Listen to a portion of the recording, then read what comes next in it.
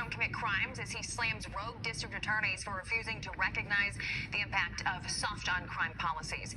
Here to discuss is senior legal fellow at the Heritage Foundation and former Navy JAG Coley Stimson.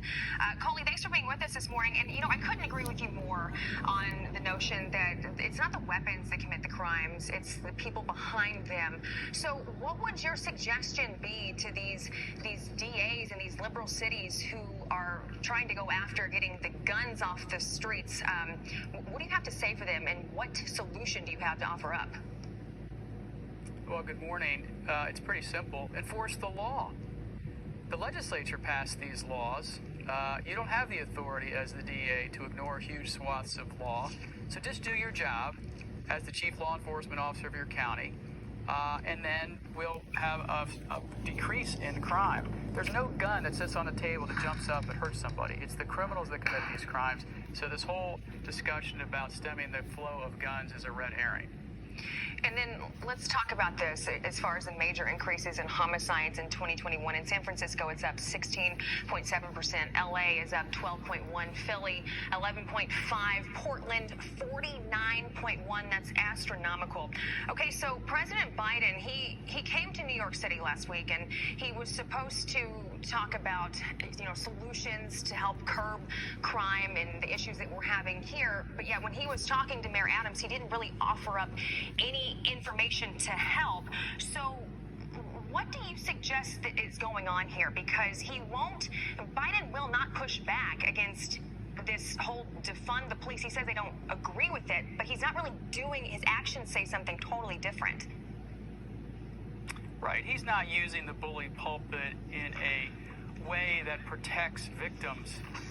Look, this is a toxic trio, as I said on your network yesterday, of defund the police, demoralize the police, and then you add in the mix of these Soros-backed rogue prosecutors, and you have a recipe for murder, mayhem, and rising crime rates. And it's not a coincidence that the cities you picked, Philadelphia, where Larry Krasner sits, LA, where George Gascon sits, San Francisco, where Chesa Boudin sits, they're all Soros-backed, funded rogue prosecutors. And they, with impunity, ignore huge categories of crimes. Let me ask a question. What's the difference between D.C.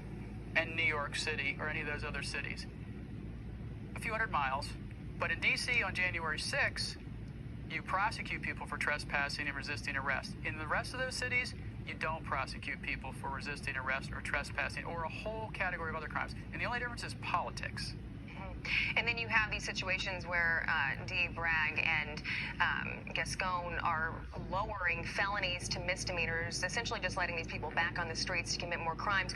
Do you think at all that if there's even more pushback, because they are getting pushback right now, and they may have to go back to the drawing board, do you think the more scrutiny they get, this might help turn the tables and we might see a change?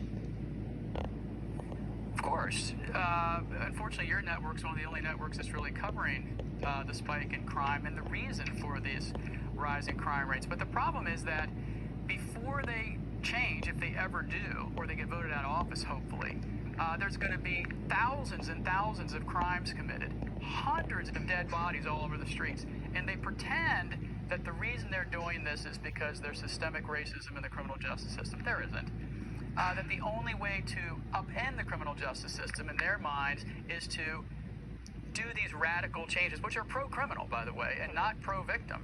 And so you're just going to have more death and destruction until they get voted out of office. Right. They're going to have a lot to clean up, whoever takes their place. Coley Stimson, thanks for getting up early with us on Friday morning. We really appreciate it. You have a good day.